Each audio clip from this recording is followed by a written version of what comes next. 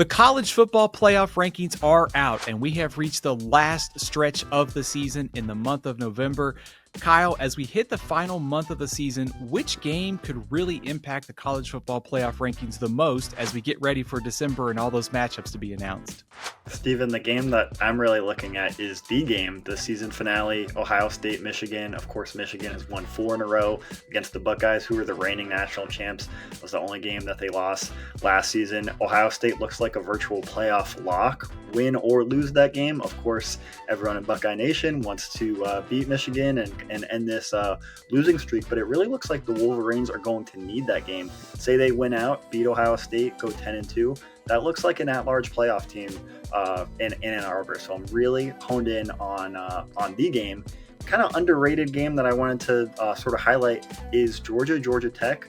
Georgia Tech, best team that they've had in quite some time, and both of these teams could be playing for an at-large spot if they were to not clinch their respective conferences, the SEC and ACC. So really a spotlight also in Atlanta and in Ann Arbor in the final day of the season. Absolutely. I think the Ohio State-Michigan game, the first thing that stands out to you is that could mean a lot more. Obviously, it means a lot for both sides considering the rivalry. It means a lot for Ohio State considering the losing streak and not being able to win last year's game when it seemed like everything was in their corner with the Michigan having a down season. But this year, Michigan may need that game, like you said, to make the college football playoff. No shame in the losses they had at USC, also against Oklahoma this year. So they could be sitting there with 9 victories, needing to make to beat Ohio State and get to the college football playoff. So as always, the game with the rivalry, with what's at stake for Ohio State potentially being the number 1 seed, Michigan, no doubt about it, that is the number 1 game on my list as well. I love the Georgia Tech call because last year's game, it went into like 10 overtimes and we had Kirby Smart calling timeouts. They changed the rules this year so that way that wouldn't happen again. But you look, after Georgia Tech lost to NC State, the ACC tiebreakers are crazy as we get into November and trying to figure out who's going to be in and out. But Georgia Tech could still play its way in for an at-large spot if they beat Georgia. I think one thing we can say for sure, given the way Georgia has played this year, it's likely to come down to a fourth quarter possession as the Bulldogs just find another way to keep winning games. Any other games on your radar for the playoff rankings?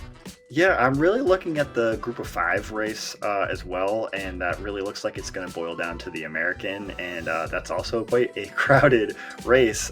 We have North Texas, Navy, Tulane, Memphis, South Florida, of course, had some big wins earlier this season.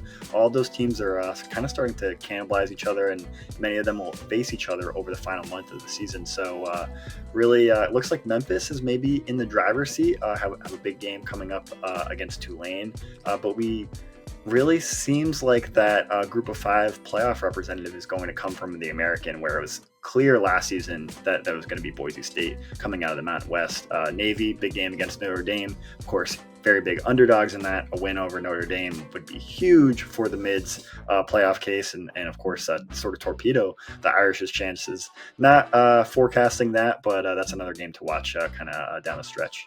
Yeah, the American race is going to be awesome down the stretch. I mean, the one team that's in really good position is probably North Texas after beating Navy. The rest of their schedule is pretty favorable. Love that North Texas offense with Drew Mestamaker. Eric Morris has done a good job of identifying quarterbacks and high-powered offenses throughout his career. You look at that Memphis-Tulane game coming up in Week 11, massive implications because Memphis rebounded after losing to UAB to get back on track with that big win over South Florida. You've got Tulane coming off the UTSA loss. So feels like this American Conference race is going to come down to those last couple of weeks, and especially Navy's going to have something to say, certainly with Memphis, South Florida, Tulane, and North Texas. It is a crowded race. I will throw out one team to watch, and that is James Madison, because their only loss is to Louisville. So if you start getting into some upsets maybe in the American, maybe James Madison, shout out to San Diego State also with one loss so far out in the Mountain West. So a lot still at stake there in the Group of 5. Any other games on your radar, maybe out in the SEC? Because there's still a lot of big ones on my schedule for the SEC too. Of course, Oklahoma, Alabama, Texas A&M. A lot of these games, it just so happens, a lot of these rivalry games late in the season are going to impact the playoff race, and we love to see that. Texas A&M, the Longhorns could be playing for their playoff lives. What likely will be if they are able to sort of continue running the table and eking out some of these close overtime wins like they have, and Texas A&M could be going for an undefeated season against their in-state rivals there. So that's another regular season finale game to look at. And over in the Big 12, we have BYU and Texas Tech. The Cougars, one of the last remaining undefeateds that we still have, and Texas Tech might be the best team in the conference, but they don't currently have the best record in the conference. That belongs to BYU, and they'll have to go on the road to a tough Red Raiders team. That's also starting to look like a complicated race. All these races sort of look like they're going to come down to the wire. Cincinnati is also in the mix there, and they'll get BYU here in a few weeks. So the Big 12, big surprise, going to come down to the wire once again. Yeah, last year I think it was 8 or 9 teams had a chance to play for the Big 12 championship as we went into the final week. I don't know if we'll get to that total, but it does feel like there's going to be quite a few. I'm glad. Just 5 or 6. Yeah, maybe just 5 or 6, and we'll have to get out the tiebreakers again for the ACC and the Big 12 and go down to the 5th or 6th one. I'm glad you brought that up though, because you look at BYU and Texas Tech, and I think that game could actually impact what happens some in the SEC. Because think about this, Kyle. If Texas Tech beats BYU, you're knocking BYU from the unbeaten record. And you get into scenarios where what happens in the conference title game? What if a lot of these teams in BYU sitting there with one loss, they're an at-large potential.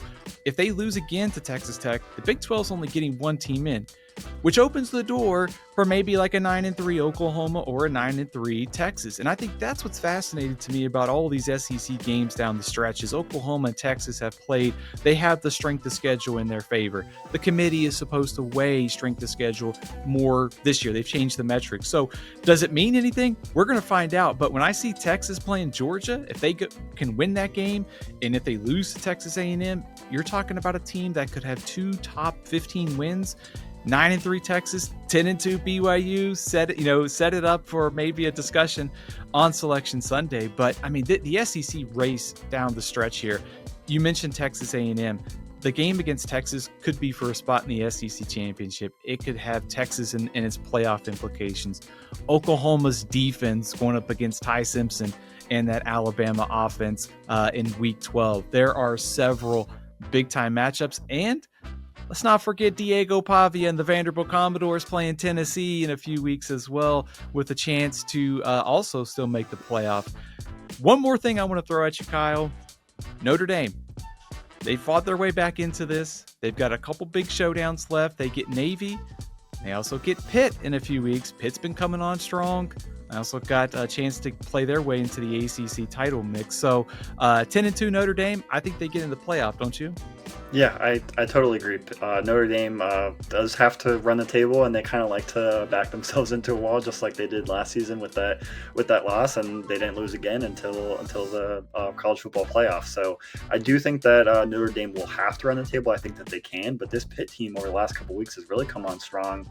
And Navy's no easy out with Blake Horvath, but I do think Notre Dame handles them, and then Pitt will be kind of the last big marquee remaining hurdle on the Irish's schedule. But I do think that they end up getting one of those at-large spots. Like you said, I'm sure all those bubble teams in the SEC will be pulling for Navy and Pitt, and for Notre Dame to fall down the stretch and the Big 12 to end up being a one-bid conference. But I guess we'll have to see over this next month.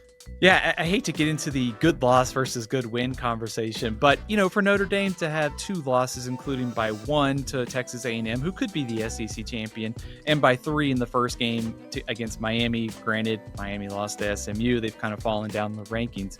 But at the same time, though, if Notre Dame continues to get to 10-2 and they pick up wins against Navy, Pitt, they beat USC with their resume, I think they're getting in the college football playoff at 10-2. So it's going to be a fun race down the stretch here. There's a lot of big time matchups coming up in the SEC.